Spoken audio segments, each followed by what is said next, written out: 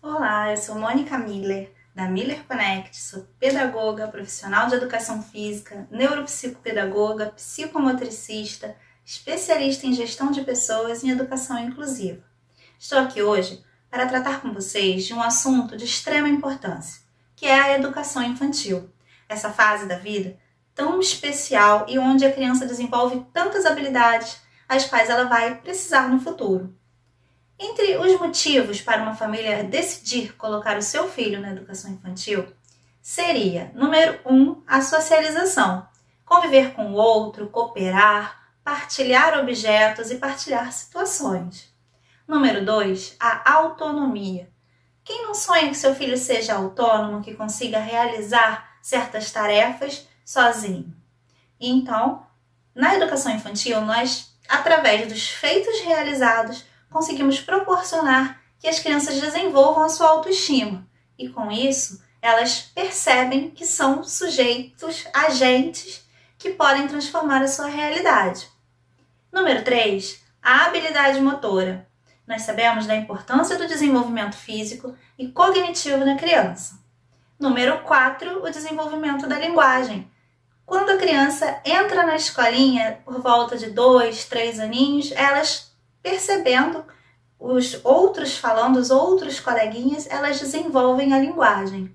Então, normalmente, esses são os motivos conhecidos pelos quais as famílias querem que seu filho estude numa escolinha de educação infantil, na creche, na pré-escola, com certa autonomia e qualidade. Nós temos que lembrar que a educação infantil precisa ser também de qualidade.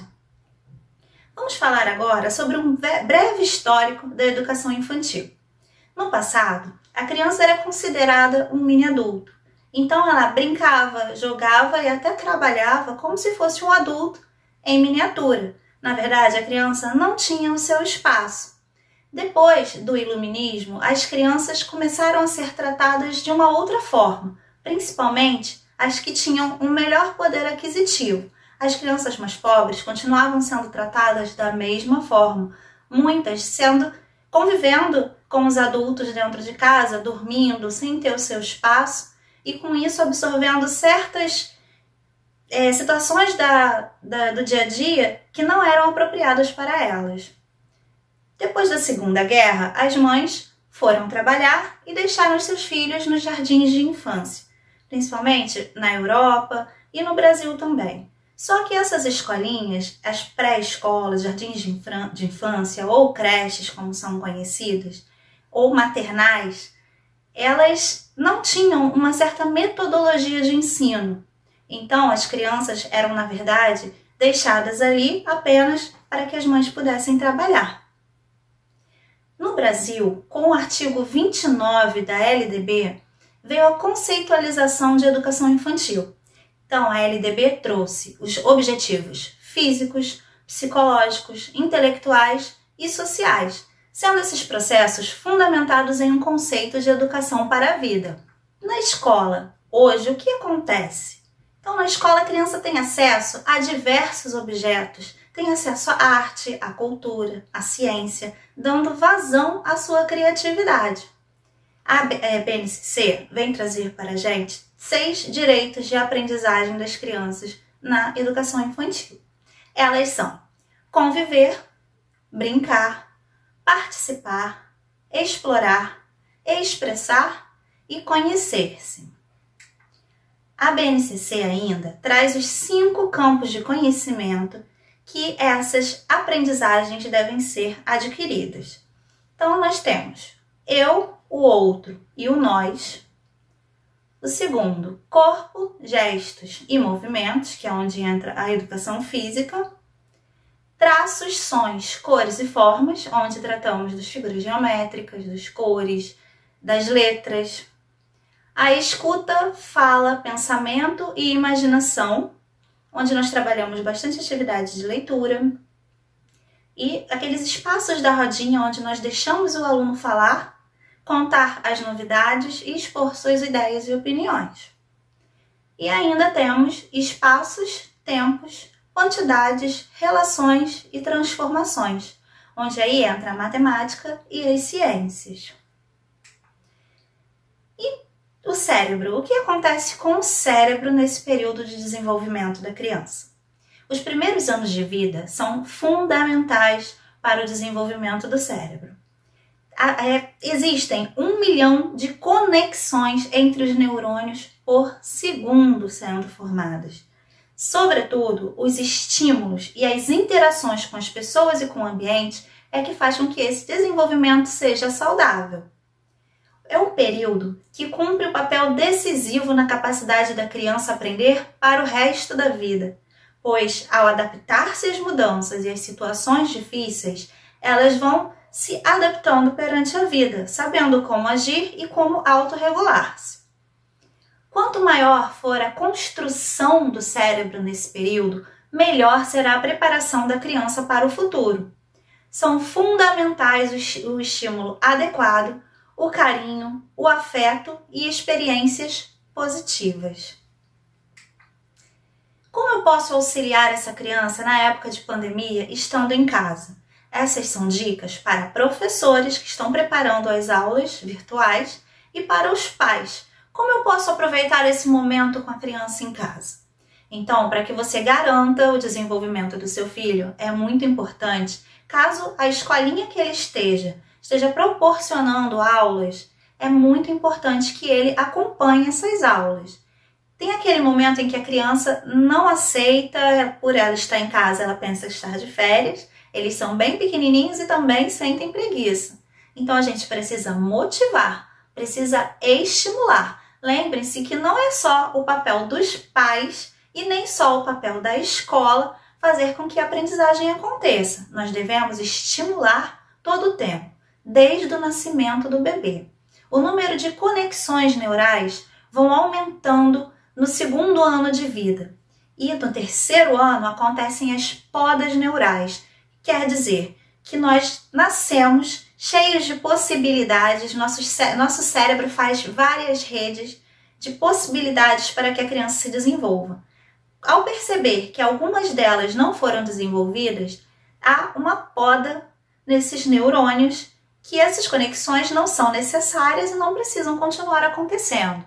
Então, é muito importante que nós tenhamos a consciência de dar o estímulo certo, na medida certa. Nem de mais, nem de menos. Em casa, você pode desenvolver a leitura.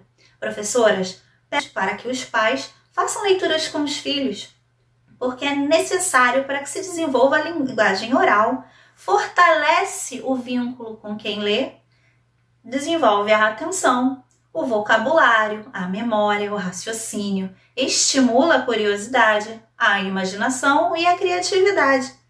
Então, a leitura é importante em qualquer fase da vida, mas a fase da educação infantil é muito mais importante e vai fazer com que a criança tenha o gosto pelo novo, pela leitura. Ela vai saber que ao aprender a ler, ela vai poder usar a imaginação, a criatividade, passar o tempo dela fazendo algo de extrema necessidade e prazer.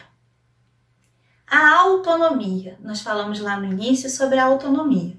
A autonomia está ligada diretamente à construção dos limites da criança. A autonomia não é ligada à criança estar fazendo o que ela quer. Isso não é ser autônomo. Ela pode fazer o que ela quer, porém, sendo direcionado por um adulto. Afinal, é disso que trata a educação. Nós mostrarmos os caminhos que a criança deve andar e que é o melhor para ela. Então, a gente precisa aproveitar esta plasticidade cerebral. A plasticidade é a facilidade com que o cérebro se adapta às situações e aos conhecimentos, aos novos aprendizados. Então, é onde as crianças mais desenvolvem as habilidades que levam a uma autonomia. Vou dar um exemplo que é como se fosse andar de bicicleta. Nós estamos guiando, segurando a criança porque ela está aprendendo, certo? Em um determinado momento, nós precisamos soltá-la, porque ela já aprendeu como ela deve se comportar para que a bicicleta não caia mais e que ela consiga pedalar. Então a autonomia acontece dessa forma. Muitas vezes eles não querem fazer as atividades, eles preferem, lógico, a televisão, o celular, o videogame, mas nós precisamos criar regras com eles. Tudo isso é necessário, tudo isso é importante, mas em determinado momento ele deve seguir as regras. Depois que ele souber como fazer, souber como se portar e como agir, aí sim nós podemos deixar com que ele escolha. Brincar. Brincar é fundamental. Há quem acredite que a criança vai na educação infantil só para brincar, que ela esteja matriculada numa escola apenas para passar o dia. Mas na brincadeira muitas coisas acontecem. Várias dessas conexões neuronais acontecem e fazem com que a criança se desenvolva.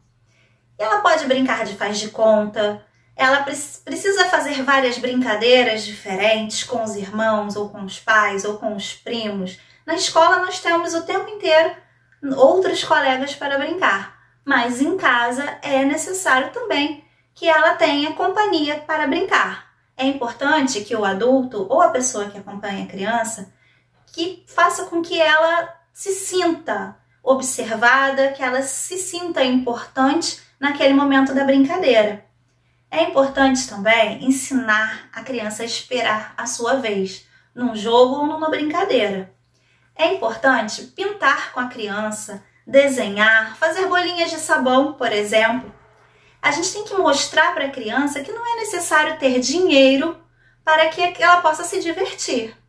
Porque quando a gente liga a brincadeira à aquisição de um brinquedo novo, a gente está ensinando para essa criança, que daqui a pouco vai ser um adolescente, um adulto, que o prazer dela vai depender de coisas novas, de coisas caras, de brinquedos que ela não tem. Então nós temos que mostrar para essas crianças que uma bolinha de sabão, brincar de jogo da velha, uma brincadeira de passar o anel, brincadeiras antigas que a gente não precisa de material nenhum, também são muito importantes e que vão trazer também a sensação de bem-estar e o aprendizado que está ali oculto o tempo inteiro nessas ações.